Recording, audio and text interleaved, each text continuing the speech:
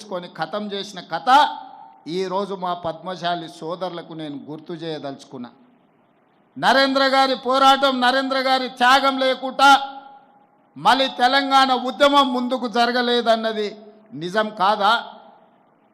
ఈరోజు తెలంగాణ ఉద్యమంలో, తెలంగాణ సాధనలో, తెలంగాణ పునర్నిర్మాణంలో మా పద్మశాలి సోదరుల పాత్ర ఎంతయ్యా అంటే, జోలె పట్టుకొని సిరిసిల్లకు వస్తే జోలెలో ఓట్లు నోట్లేసింది మా పద్మశాలి సోదరులు గారా? ఈరోజు అధికారాన్ని వెలుగబెడుతున్న వ్యక్తులకు, కుటుంబాలకు ఈరోజు రాజకీయ నిలువ నీడనిచ్చింది సిరిసిల్లలో మా పద్మశాలి సోదరులు కాదా అని చెప్పి నేను ఈ సందర్భంగా గుర్తు చేయదలుచుకున్నా.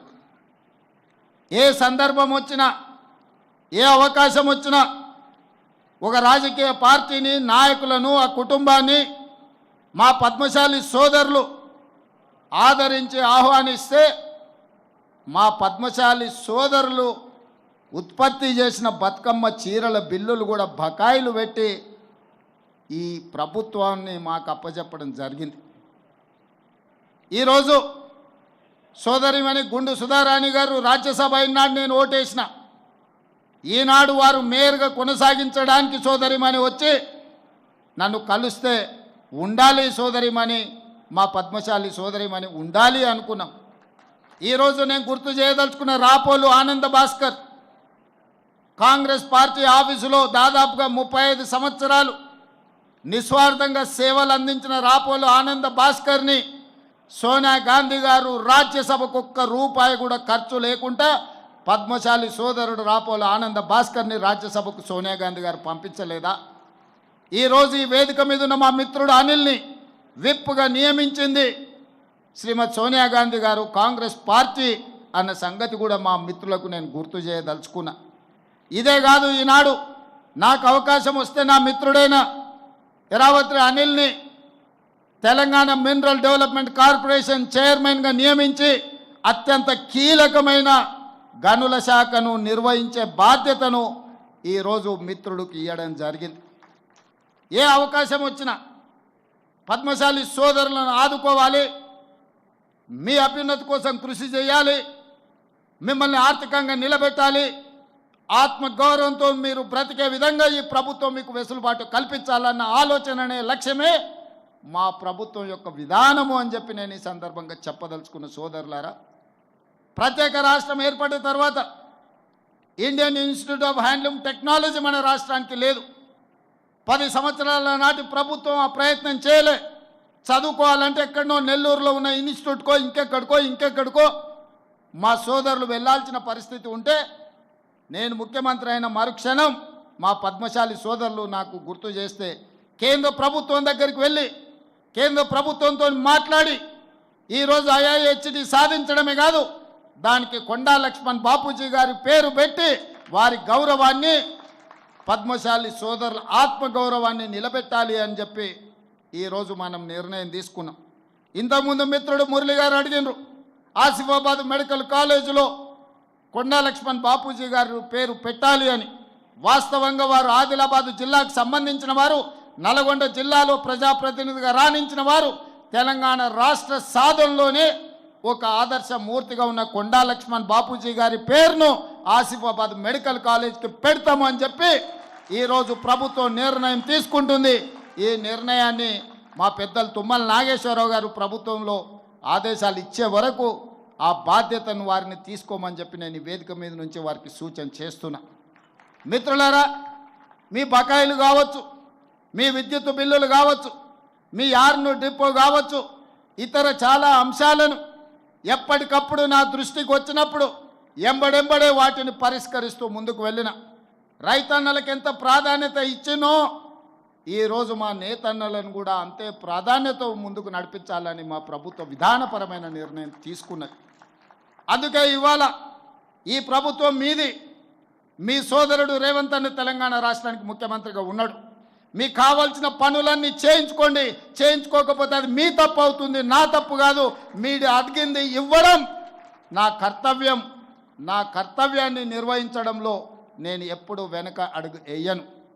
మీకందరికీ తెలుసు, కష్టం వచ్చినా, నష్టం వచ్చినా, ఇబ్బందులు వచ్చినా, ఏదొచ్చినా ఎదుర్కొని నిలబడ్డ నేను ఈరోజు మీ అందరి ఆశీర్వాదంతో తెలంగాణ రాష్ట్రానికి రెండవ ముఖ్యమంత్రిగా అత్యంత చిన్న వయసులోనే ఈరోజు ఈ బాధ్యత నాకు వచ్చింది. ఈరోజు నాకు ఏ చీకు చింత లేదు, ఏ వ్యసనాలు లేవు, ఏ అవసరాలు లేవు. నాకున్నదల్లా నన్ను ఆశీర్వదించిన ఈ సమాజానికి ఏదైనా చేయాలన్న తపన తప్ప నాకు అండగా నిలబడ్డ కుటుంబాలను వాళ్ళ బిడ్డగా ఈరోజు ఆదుకోవాలన్న ఆలోచన తప్ప నాకు ఇంకొకటి లేదు. ఇవాళ నేను ఆశిస్తున్నది మీ అభిమానాన్ని. మీ అభిమానంతో గుండెల్లో పెట్టుకుంటే మీకోసం నిరంతరం పనిచేస్తా, 24 గంటలు పనిచేస్తా, మీ అభివృద్ధిలో భాగస్వామిని అవుతా. మిమ్మల్ని ఏ విధంగా ఆదుకోవాలనో ప్రణాళికలు మీరు తీసుకొని రండి. ప్రభుత్వంలో ఆమోదింపజేసే బాధ్యత నాది. బతుకమ్మ చీరలు నేను ఎక్కువ విమర్శించదలుచుకోలేదు, కానీ ఇచ్చిన చీరలు తీసుకొచ్చి పొలాల గట్లల్లో పిట్టలను బెదరగొట్టడానికి కట్టడం తప్ప మా ఆడబిడ్డలు కట్టుకునే సందర్భం ఎక్కడన్నా ఉందా? కానీ మా నేతన్నల వృత్తి దెబ్బతింటుంది. వాళ్ళకు అంతకుముందు ప్రభుత్వం ఆర్డర్లు ఇచ్చింది, ఈ ప్రభుత్వం వచ్చింది అని ఆపితే అప్రతిష్ట పాలవుతామని చెప్పి మా ప్రిన్సిపల్ సెక్రటరీ గారు, మా ఎరావత్ అనిల్ గారు, అదేవిధంగా మా తుమ్మల నాగేశ్వరరావు గారు నా దృష్టికి వచ్చారు. నేను ఆలోచన చేసిన, నిజంగానే కుల వృత్తులను చేతి వృత్తులను అంతరించి పోనీయొద్దు, వాటిని కాపాడాలంటే ఏం చేయాలని ఆలోచన చేసి ఈ తెలంగాణ రాష్ట్రంలో 65 లక్షల మంది ఆడబిడ్డలు స్వయం సహాయక సంఘాలలో సభ్యులుగా ఉన్నారు. ఆడబిడ్డలకు ప్రత్యేకంగా చీర సారె పెట్టే సాంప్రదాయంలో ఒక్కొక్కరికి 2 మంచి చీరలను ఇద్దాం. తుమ్మలన్న 1,30,00,000 చీరలు మా పద్మశాలి సోదరులకు ఆర్డర్ ఇవ్వండి. ఖర్చు ఎంతైనా పర్వాలేదు, ఖర్చుకు వెనకాడకండి. ఆనాడు బతుకమ్మ చీరలకు 250 రూపాయలు ఖర్చు పెడితే నాకు తెలిసి ఈరోజు 500 నుంచి 600 రూపాయలు ఆ చీర మీద పెట్టుబడి పెట్టి ఈరోజు మనం 600 కోట్ల రూపాయల ఆర్డర్స్ ఈరోజు పద్మశాలి సోదరులకు ఇవ్వడం జరిగింది. కరెంటు బిల్లులు, బతుకమ్మ చీరల బకాయిలు, వేములవాడలో యాన్ డిపో, అదేవిధంగా మీకు సంబంధించిన బకాయిలను, ఇన్సూరెన్స్లను అన్నిటిని కూడా గత ఆగస్టులోనే మీ సమావేశానికి వచ్చినప్పుడు నిర్ణయం తీసుకోవడం జరిగింది. ఇక ఈరోజు ఈ సమావేశం బలహీన వర్గాలకి వేదిక మీద నుంచి మా పద్మశాలి సోదరులకే కాదు, బలహీన వర్గాలకు నేను విజ్ఞప్తి చేయదలుచుకున్నా. మిత్రులారా, ఆనాడు బ్రిటిషర్స్ అధికారంలో ఉన్నప్పుడు 1931లో కులగణన జరిగింది. 1931లో కులగణన జరిగితే మళ్ళీ శ్రీమతి ఇందిరాగాంధీ గారు ఉన్నప్పుడు 1979లో బలహీన వర్గాలకు రిజర్వేషన్లు ఇవ్వాలి, వాళ్ళని ఆదుకోవాలని మండల్ కమిషన్ని ఆ రోజు కాంగ్రెస్ పార్టీ ఇందిరమ్మ రాజ్యంలో మన వాళ్ళు నిర్ణయం తీసుకున్నారు. మండల్ కమిషన్ దాదాపుగా 1990 నివేదిక వెలికి తీసుకొచ్చి ఆనాడు మొత్తం బీసీలు 52%, ఇంక్లూడింగ్ ముస్లిం మైనారిటీలు కూడా బీసీలలో ఉన్నారు, వాళ్ళకి 27% రిజర్వేషన్లు ఇవ్వాలి అని మండల్ కమిషన్ రికమెండ్ చేస్తే 27% రిజర్వేషన్ అమలు చేసింది కాంగ్రెస్ పార్టీ. బలహీన వర్గాలకు అండగా నిలబడ్డది కాంగ్రెస్ పార్టీ. అదేవిధంగా 2011లో సోనియా గాంధీ గారి నాయకత్వంలో దేశం మొత్తంలో కులగణను చేసిండ్రు. ఆ నివేదిక ఇచ్చే లోపల 2014లో ప్రభుత్వం మారింది. నరేంద్ర మోడీ గారు ప్రధానమంత్రి అయినరు.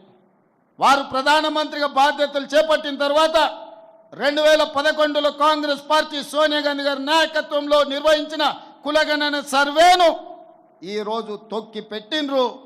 వాళ్ళు